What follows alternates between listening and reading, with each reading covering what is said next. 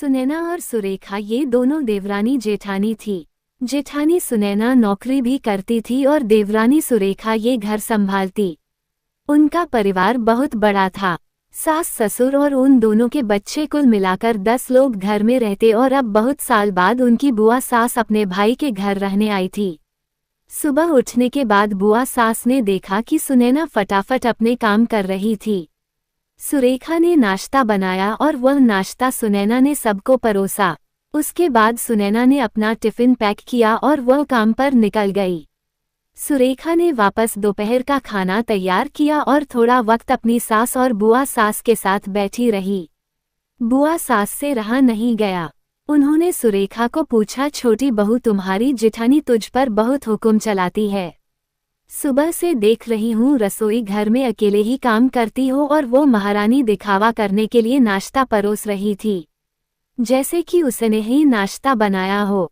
ये सुनने के बाद सुरेखा ने बुआ सास के तरफ देखा और बोली, बुआ सास जी ऐसा कुछ नहीं है। सुनैना दीदी बहुत अच्छी है। बुआ सास बोली, तुम बहुत भोली हो सुरेखा। मुझे सब समझ में आता है, मेरे बाल धूप से सफ़ेद नहीं हुए हैं। सुरेखा से अब नहीं रहा गया। वह बोली, ऐसा नहीं है बुआ जी, आपको सुनैना दीदी ने सबको नाश्ता परोसा वह दिखा, पर आपको यह नहीं दिखा कि दीदी ने मुझे जबरदस्ती सबसे पहले नाश्ता करने दिया और चाय भी दी। वह रोज मुझे ऐसे सबसे पहले ही नाश्ता दे देती है, नहीं तो सबके लिए नाश्ता करते करते मैं खुद के लिए नाश्ता बनाना भूल जाऊंगी। दीदी मेरी कितनी चिंता करती है। दीदी सुबह जल्दी उठकर मंदिर साफ करती है, फूल सजाकर रखती है और मुझे उनके 1 घंटे बाद उठने के लिए कहती है। शाम को आते समय बाजार से सब्जी भी लेकर आती, क्योंकि हमारे मिस्टर रात को देर से आते हैं और मम्मी जी को सुनैना दीदी ने बाजार में जाने को मना किया है, क्योंकि अब उनकी उम्र 60 साल से ज़्यादा हो गई है। बाजार में जाते समय उनको तकलीफ होगी, उनके पैर बहुत दुखेंगे। कभी उनको बाहर घूमने का मन हुआ तो सुनैना दीदी छुट्टी लेकर उनको घुमाने ले जाती है। और हाँ बुआ जी, दीदी रोज शाम को आने के बाद वह कितनी भी थकी हो तब भी मुझे खाना बनाने में मदद करती है।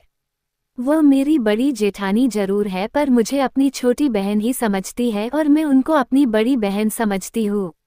ये सब सुनकर बुआ सास एकदम चुप हो गई।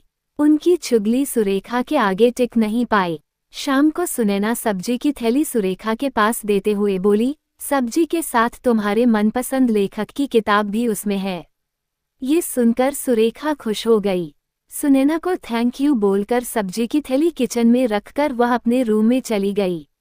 उतने में बुआ ने सुनैना को आवाज दी, बड़ी बहू जरा यह आना। वह बोली, सुनैना तू इतनी मेहनत करके पैसे कमाती है और ऐसे फालतू में किताब खरीदी करके मुफ्त का खर्चा करती हो, वह भी अपनी छोटी देवरानी के लिए। वह ऐसे भी घर में बैठकर करती क्या है? तुम दिन भर मेहनत करती हो और वह घर में आराम करती है। इस पर सुनैना हंसकर बोली, क्या बुआ जी आराम? और सुरेखा उसे तो कहने पर भी वह आराम करती नहीं। सुबह उठकर बेचारी काम करती रहती है। सबका मनपसंद खाना, मेरे और उसके मिलाकर 4 बच्चों का टिफिन सब वही तो करती है और तब भी उसके चेहरे पर हमेशा आनंद दिखता है। सुबह की चाय पीने के लिए उसके पास वक्त नहीं रहता। दोपहर को जब बच्चे घर आते हैं तो उनका खाना, होमवर्क सब वही देखती है। इसलिए मुझे बच्चों का टेंशन नहीं है और इसलिए ही मैं ऑफिस में मन लगाकर काम कर पाती हूँ। कुछ दिन पहले ही मुझे प्रमोशन मिला है।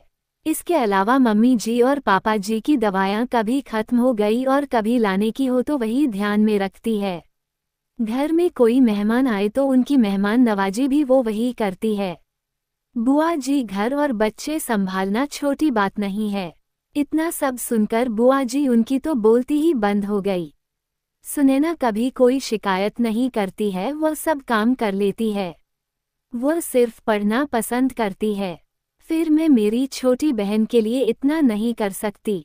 मैं नहीं करूँगी तो फिर कौन करेगा? इतना बोलकर सुनैना अपने रूम में चली गई। ये सब बोलना सुनैना की सास पीछे खड़े होकर सुन रही थी। वह बुआ के पास आए और बोली, जीजी ये दोनों देवरानी जेठानी जरूर है, लेकिन उनका रिश्ता 2 सगी बहनों से ज़्यादा पक्का है। मेरे घर की मजबूत दीवारें हैं ये दोनों। पहले मैं भी एक बुरी सास थी। हमेशा इन दोनों में झगड़ा लगाने का प्रयास करती थी, पर ये दोनों के प्यार के आगे मैं भी हार गई। वैसे भी झगड़ा लगाकर नुकसान तो हमारे ही घर का होगा ना, पर यह बात बुआ को समझ में नहीं आई। रुदन करते हुए कमरे से बाहर चली गई क्योंकि उन दोनों में झगड़ा लगाने के लिए ही वह आई थी। पर सुनैना और सुरेखा, इनके जैसी दो समझदार देवरानी जेठानी के बीच झगड़ा करवाना बहुत मुश्किल था। तो दोस्तों, सुनैना और सुरेखा, इनकी जैसे समझदार देवरानी जेठानी जिस घर में होंगे, उस घर का कोई बुरा नहीं कर सकता। जिस घर में ऐसी बहुएं होंगी वह घर स्वर्ग बन जाएगा। दोस्तों, देवरानी जेठानी की सुंदर पारिवारिक कहानी आपको कैसी लगी, जरूर बताएं।